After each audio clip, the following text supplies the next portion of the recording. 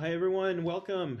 Welcome to our Consumer and Family plenary session, the first one for this NAMI conference. Great to have all of you here. Also joining our NAMI California conference. Topic today is Psychiatric Advance Directives, Mental Health Services Act, Prop 63, Multi-County Innovations. My name is Robert McCarran. I'm a relatively new member to the California NAMI Board and professor of psychiatry, assistant dean of continuing medical education, and director of Education for the Susan Samuela Integrative Health Institute at the University of California, Irvine.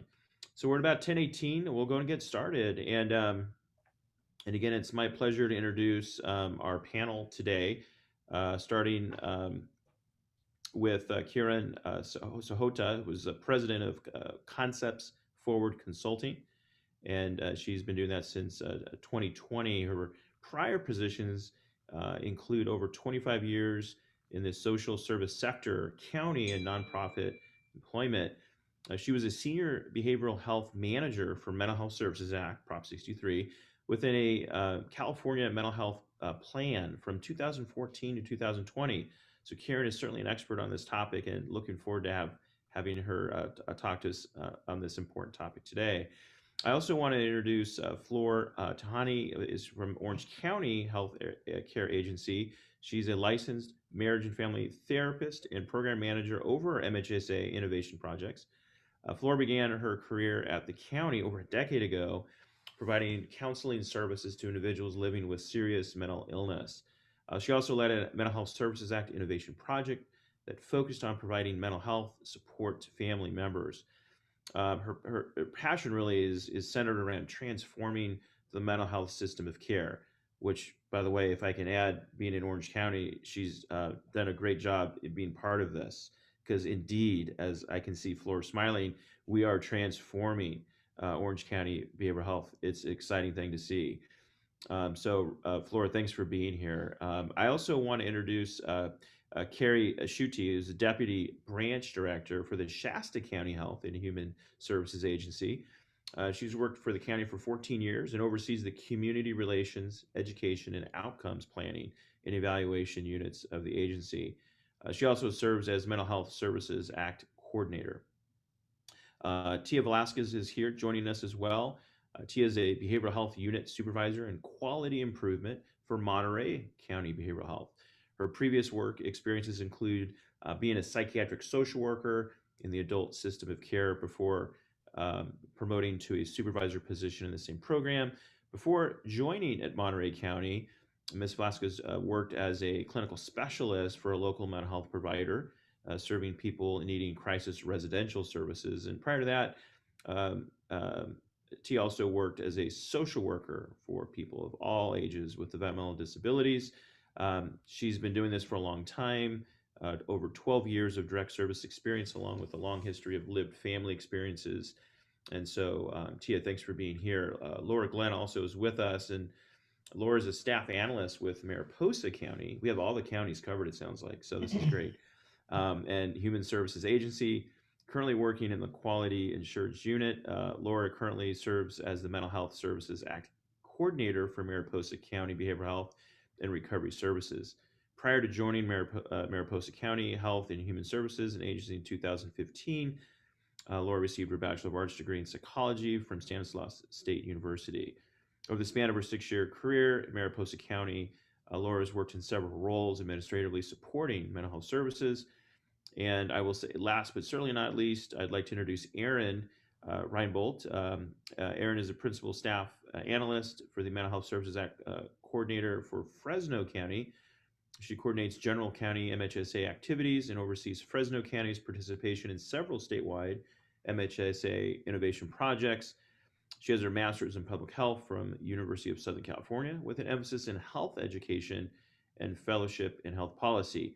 I'll just finish by, before I have Kiran take over, by saying that this is such an important topic. I myself, as in addition to being a psychiatrist, I'm also an internal medicine doc. We spend so much time talking to folks who have illness, medical illness that's physical in nature, non-psychiatric, talking to them about advanced directives. And it's exciting to hear the opportunities whereby we can now do this for folks who are struggling with severe and persistent mental illness. Kiran, the floor is yours, and thanks for being here. Appreciate it. Thank you. Well, first of all, we all want to thank NAMI California for allowing us to come and speak on this very important and exciting topic. So yes, my name is Kiran Sahota. I'm the president of Concepts Forward Consulting. We are a think tank and project management company. And again, very excited to be able to work with the counties in leading this project forward in California. Let me get my slides to go. There we go. So these are all, when we talk about questions to ponder, these are all common decisions that we indiscriminately make every day. Yet we as a society do not allow individuals with significant mental illness to make decisions about their personal mental health care. We allow them to pay taxes. We allow them to drive cars, to have insurance, to go to get their cell phones. So many different things we allow our society, just the norms. And yet we don't allow our individuals with mental illness to make their own decisions. So what is supported decision-making? Supported decision-making is a form of self-determination. When we look at the definition by the ACLU, supported decision-making is a tool that allows people with disabilities to retain their decision-making capacity by choosing supporters to help them make choices. A person using what we would call SDM, supported decision-making, selects trusted advisors such as friends, family members, or professionals to serve as supporters. The supporters agree to help the person with a disability understand, consider, and communicate decisions, giving the person with a disability the tools to make their own informed decisions. So basically, we're asking that treating our loved ones, colleagues, friends, just like you and me, giving them the ability to request help with their voice in a time when support is most needed. There's no right answer, honestly, when we look at what is the best care. And I know that so many of us talk about that with our loved ones. What would be the best care?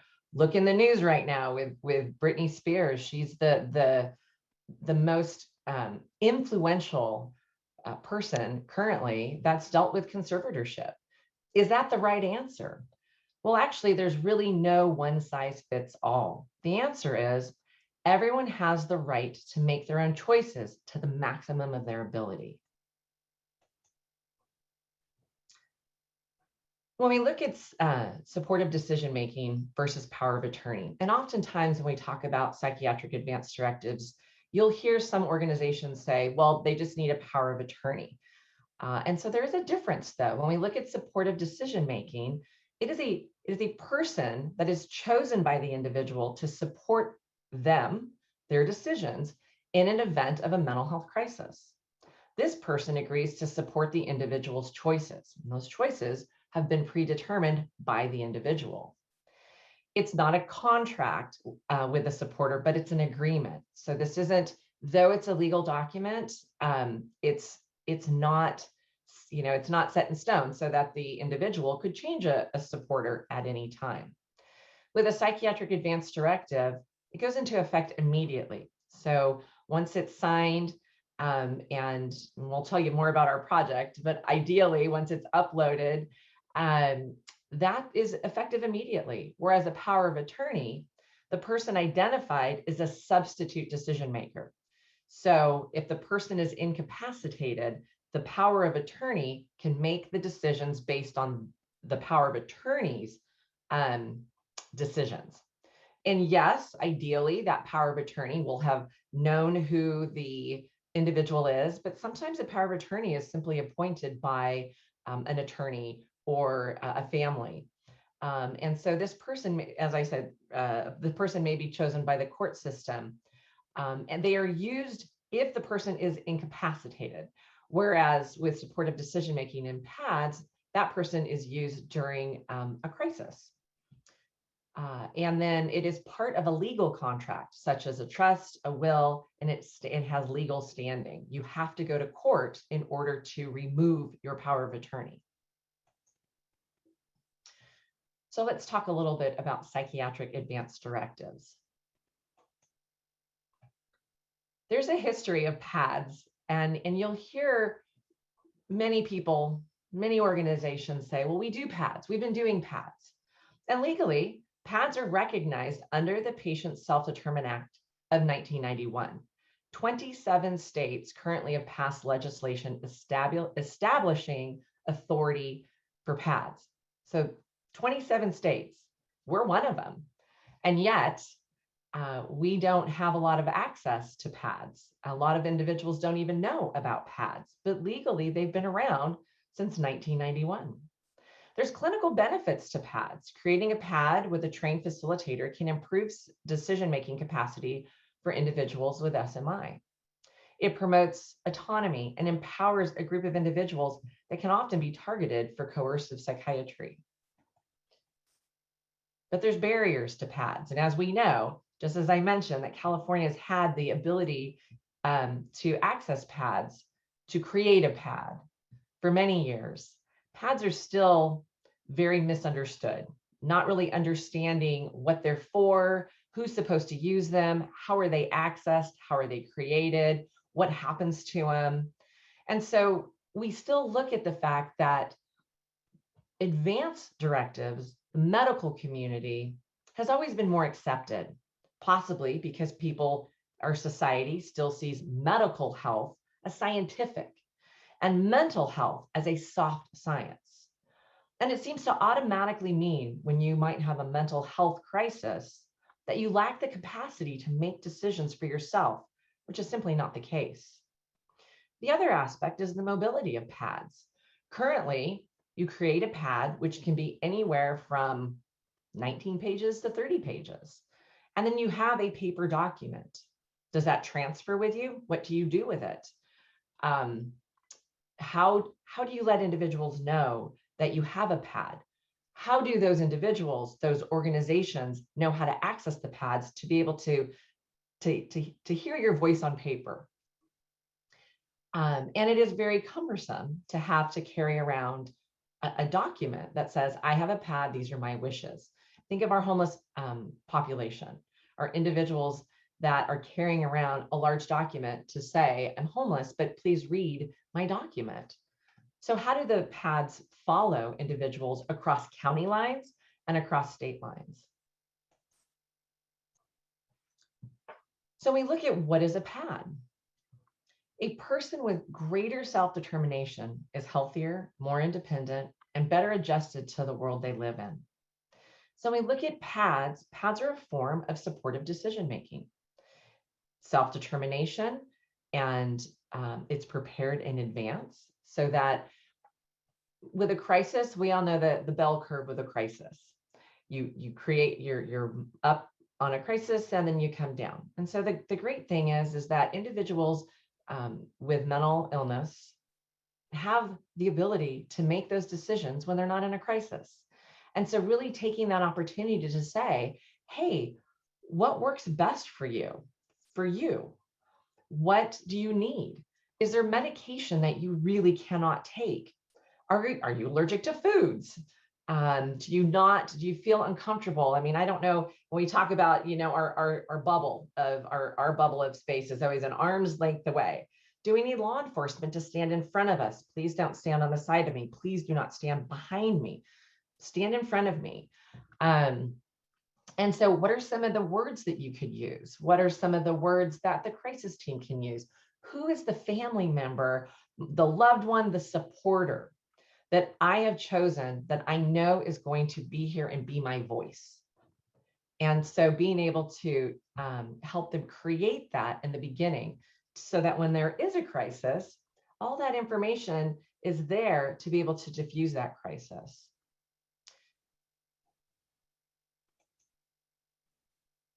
PADS is a community partner.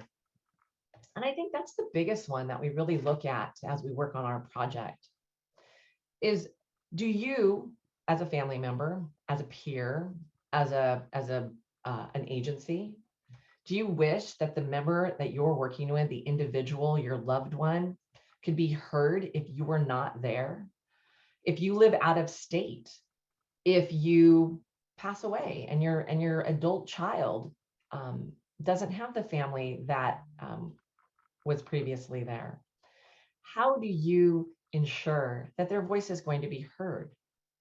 And trust is built when the PAD is utilized and followed to the maximum ability of the intervening agency.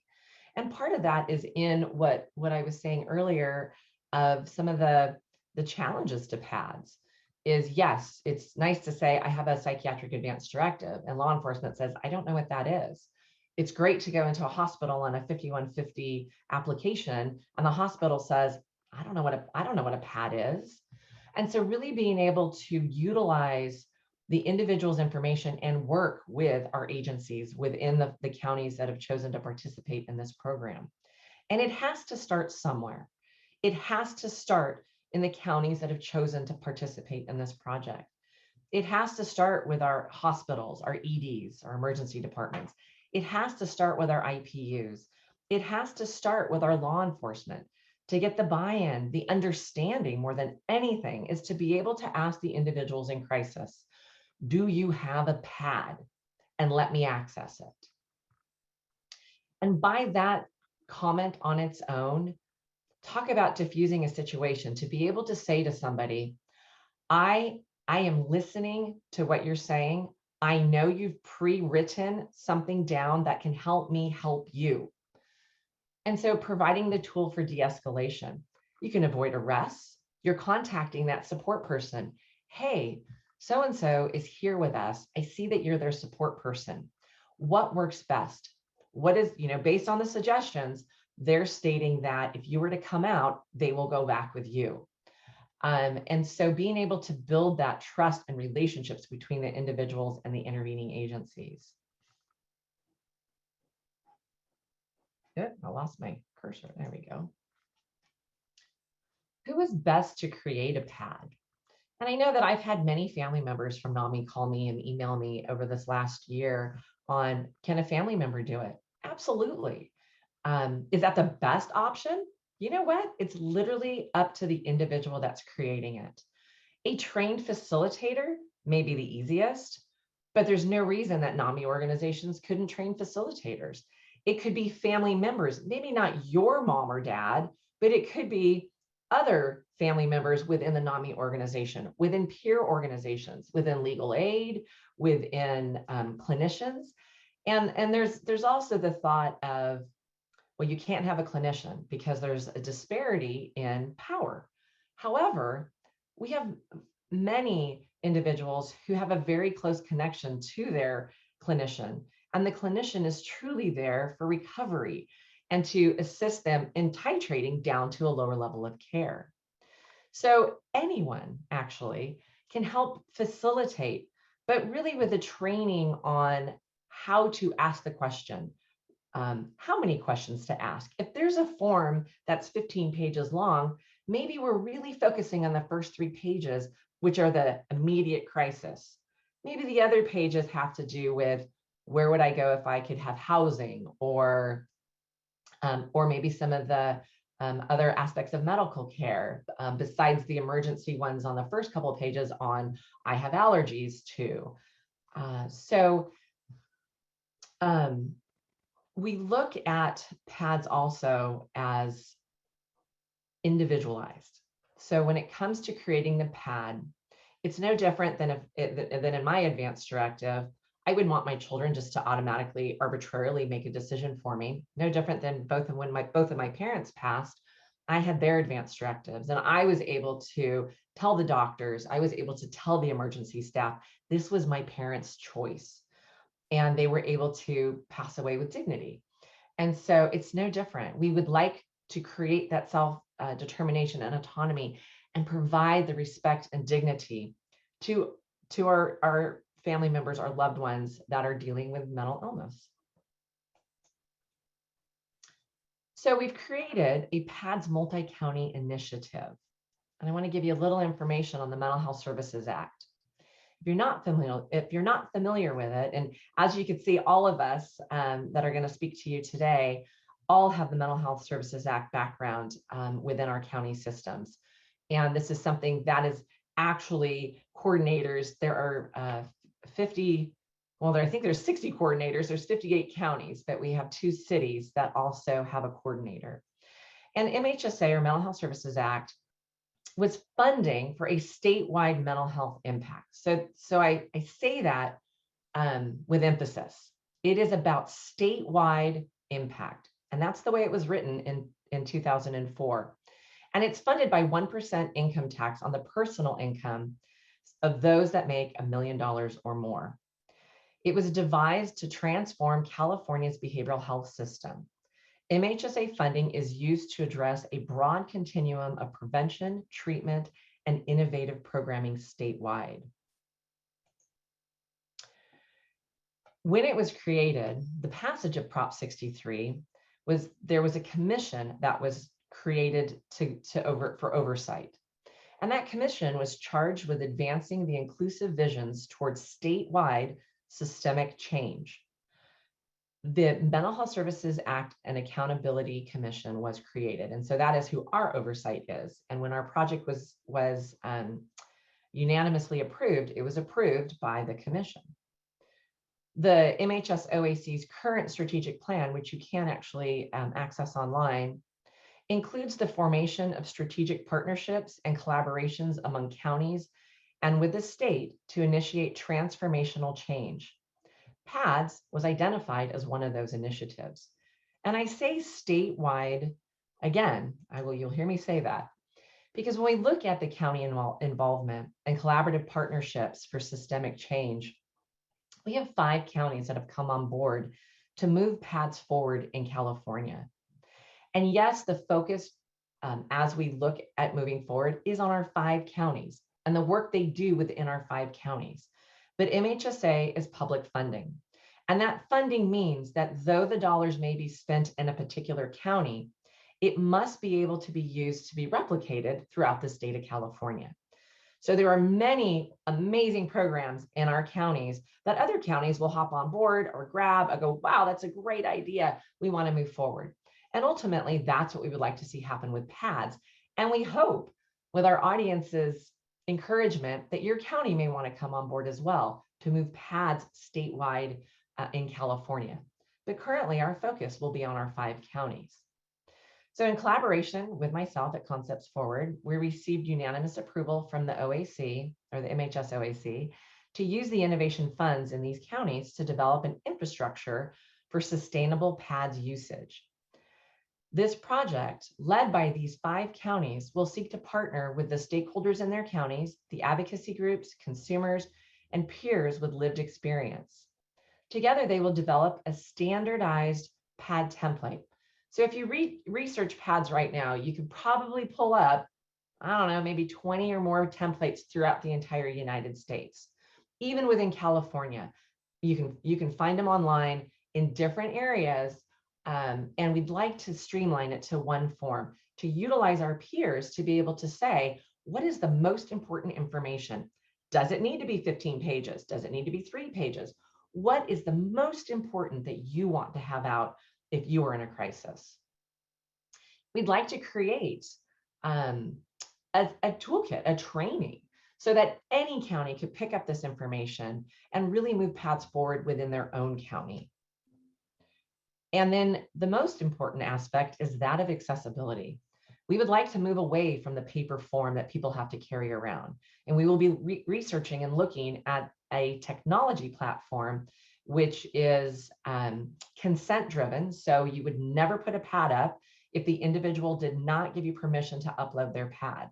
But we will create a platform, a technology platform in which we will make sure that law enforcement has access to specific information that's identified by the peers, ERs, crisis teams, again, specific information that's identified.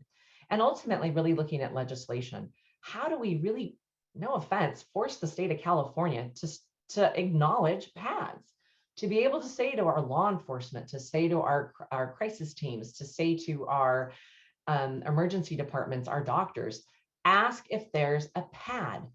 And with our technology platform is to give them the opportunity to find it, to be able to access it, to be able to help the individual in the moment. All of that in the middle of a crisis should take no more than 30 seconds to log on to that platform. And that's ideally what we'd like to see happen. and to really look at policy and procedures in California around PADS.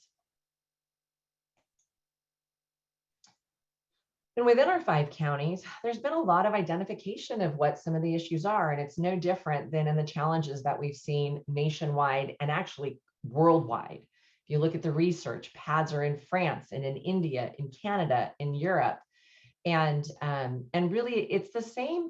Our counties are mirroring what's already out there, and that is there's no voice for the individual in a crisis. Who creates a PAD?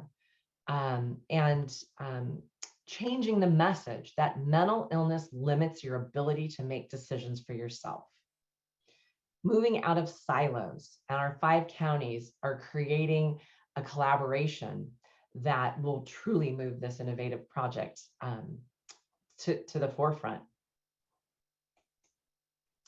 What I'd like to do now is I'd like to take a few moments to call on all of our counties so that they can describe to you what their interest is in PADS.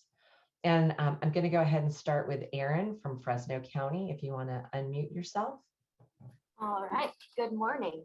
So for us here in Fresno County, what really started our interest in this PADS project was that it arose as an OAC, that Oversight and Accountability Commission Incubator Project. So that would allow other counties to participate in this project. And Fresno County really saw the need for a PAD to be a statewide document.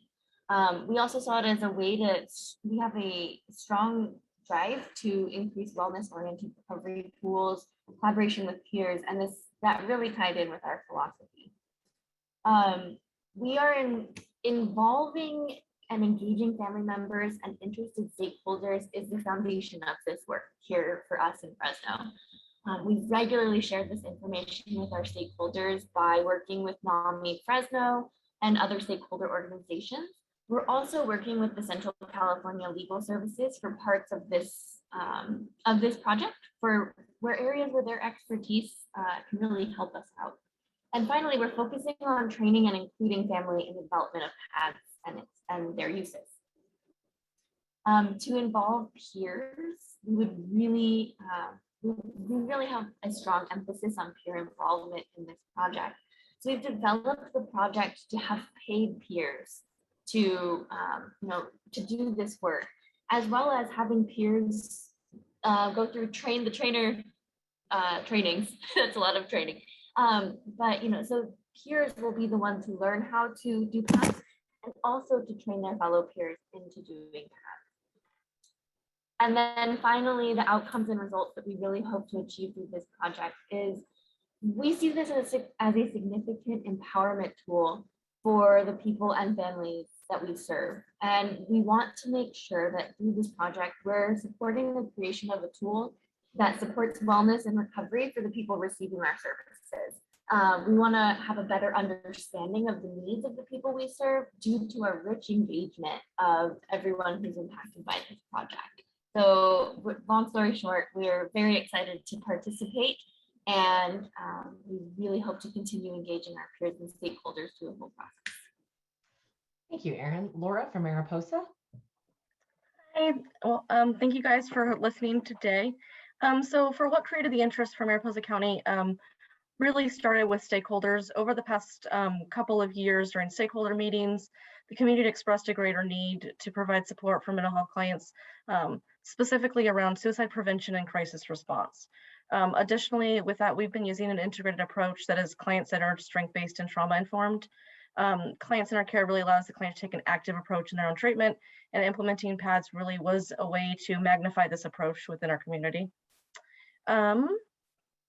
In terms of how will we involve and engage family members, stakeholders will be at the forefront of every pivotal decision throughout the entire project, starting with planning and identifying populations to utilize in our community. In terms of implementation, training, building the software that Kiran spoke of, and then also evaluating the outcomes. In terms of how will we involve peers, over the past couple of years, we've really utilized peer supports within our mental health system for years, and found this to be a really beneficial program, and value the perspective of peers in recovery. So really, we're excited to utilize peers in the development of PADS, looking at utilizing peers to really work with individuals to create the PADS. And then in terms of outcomes, we're really similar to what Aaron spoke of, really looking at empowering the opportunity for individuals to really become engaged in the path to recovery and wellness on their terms. And hopefully with that becomes, reducing length of hospitalizations and things like that. So yes, thank you guys. We're really excited in our small county to participate in this. Thank you, Laura. I'm going to move on to T in Monterey County. Hi everyone, I'm T, like a cup of tea. I'm here representing Monterey County. So Monterey County Behavioral Health is constantly trying to find ways to deliver high quality of services to both the mental health and substance use disorder folks who are needing support. So we're always looking for ways to increase our, we call it the 3 C's, the communication, collaboration, and coordination amongst the providers in our community. So for us, joining the PADS project was an easy decision. Currently, we actually have already started the initial stages of reaching out to our partner providers and discussing the project within our own organization. One of our largest stakeholders in Monterey County is called Interim Inc. And the mission of this agency is to provide services and affordable housing to members of the community with mental health challenges by building productive and satisfying lives that allow them to live, work, and learn how to fully participate in the world. Our system is working collaboratively with Interim as we continue to partner with them to establish and integrate the PADS. We are always looking for opportunities to engage with our community partners, with the consumers, and with families. And we hope with the integration of PADS that we will see an enhancement of the client care within and outside our organization. We see PADS as offering support and encouragement to the consumers and their family members that are on the path towards wellness. We know that having this individualized action plan will help manage periods of crisis or concern. And for myself, I have a professional and personal investment in this idea.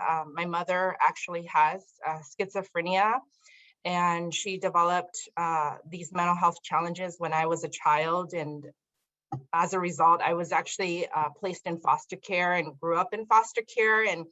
And now I'm in the field of helping others with their challenges. I know that as a family member and a professional, I'm very excited about this idea because I do see its value, and I hope that all of you will also have the same kind of excitement. So Monterey County is very excited about working on this project. Thank you. Thank you, T. I'm going to move over to Flor in Orange County. Hi, good morning, everyone. Orange County is very interested in the PADS project because of really the care coordination piece. We've talked for years here about operating silos of excellence. Everyone's doing great work. We're just not talking to each other. How does that benefit the families and the people that we serve? So right there and then we knew this is the project that's going to help us with that coordination. But also very similar to Mariposa, our strategic priority for our MHSA plan was suicide prevention and crisis response. So really this fit every piece of the puzzle that we're trying to put together here to really serve more efficiently and provide better quality care for everyone that we serve. In terms of involving our family members, we really want to just start with educating our community about what PADS are. And through that education, really leveraging the family members and what they've learned to have them kind of be like an outreach strategy, right? Encouraging family members or loved ones who don't already have a PAD to maybe create one when they're ready, or really kind of being a part of the process when their loved one is ready to create that PAD, being right there with them to offer that perspective, their experience, what they've seen and how that can help the individual create the PAD that's right for them. So really making them a part of the process along the way from the training through the development of the PAD and on.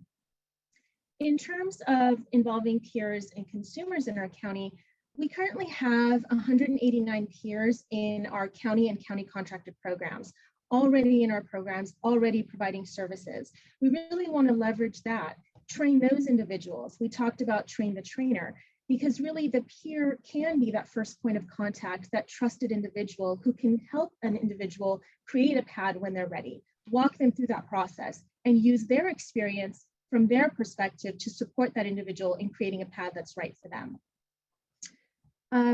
Through both the family members and the peers, we also want to invite them to co-create the right kind of platform that's going to be best for individuals. We want to always make sure the consumer is at the center of everything that we do. So of course, consumers would have input on what the platform should look like, how it should be used, but bringing in the peer perspective and the family member perspective of individuals who would also access and like to view a PAD. So really kind of involve them in the development of the PAD platform. And then when we look at outcomes, for us in Orange County, it's really about developing that standard template and training people on the purpose and use of PADs to get that widespread of knowledge, encouraging programs to use it. So, it's not enough to just create this and say, here you go. Are people actually using it? Are they using the platform that we've created? And are we able through all of this, because again, we're doing it for the clients, have we empowered them to make their own choices? Did we see any movement in the needle in having them be a voice for themselves? And when they don't have that voice, have that respected and honored when they're in a crisis. So I know I said a lot, but we're very excited and there's so much more to say, but thank you for giving us this time to share. Thank you. And Carrie, I hate to cut you short, but we want to make sure we get some room for questions. Yes, I will be really quick. I'm gonna rush you along. Yeah, no problem. Up here in Shasta County, the timing is really good to begin working on a PAD system since we've got law enforcement and peer support added to the mental health care system in recent years. We've got crisis intervention trainings going on with law enforcement a lot more routinely, and our mobile crisis team was just launched earlier this year.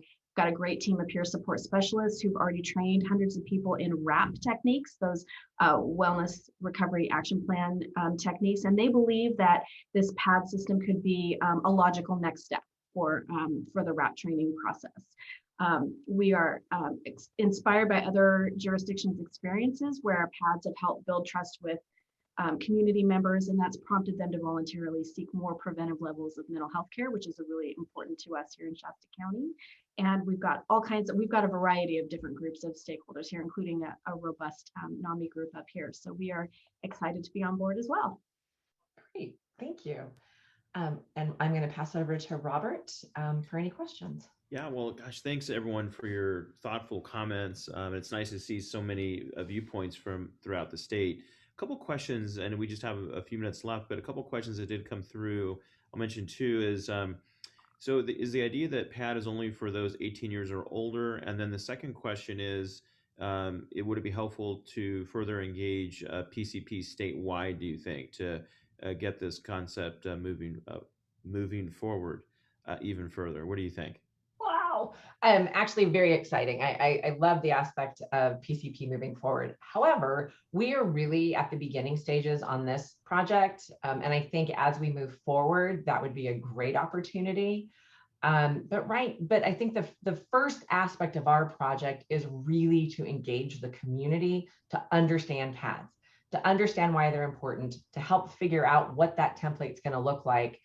And then from there, to be able to engage our PCP, our law enforcement, our hospitals to understand and to actually potentially train facilitators within our primary care facilities would be awesome. So that's definitely a step we'd love to take. And, maybe look for innovation project number 2. And then the other aspect is, for the purpose of this project and just for the legalities of those under the age of 18, we are focusing on over the age of 18. And so it's just simply based on moving this project forward. 100% PADs can be used for any age group, but we are focusing just, again, for legalities, for ease of use for over 18 right now. Okay, got it. And then there's also a question, I think Nina is asking, what is the budget impact on innovation, on the innovation portion? What does that mean? So I guess another way to put this is, would this be a costly initiative or something that's going to be overall cost savings, do you think, for the state? Oh, ultimately, it should be a cost savings. I mean, if we're looking at the whole aspect of MHSA is the reduction of recidivism and hospitalization, homelessness, and incarceration. And ideally, PADS can identify and reduce recidivism in all three of those categories. Okay, So great. obviously, we would then have a cost savings. Well, Kiran and team, I want to thank you for presenting on this topic and give you, if you just 30 seconds, if there's one last key point you think you want to hammer home with our 57 participants. Anything that you wanted to mention before we finish up? I just wanted to, again, thank NAMI California. I really want to encourage, if in your county this is something of interest to you, please reach out. We are welcome to have more counties on board. And also, if you are participating within the 5 counties, if you get any information to participate in community meetings or stakeholder voice, please participate. We really are looking for a community-wide a collaboration on our project. So just keep watching for paths. We're very excited.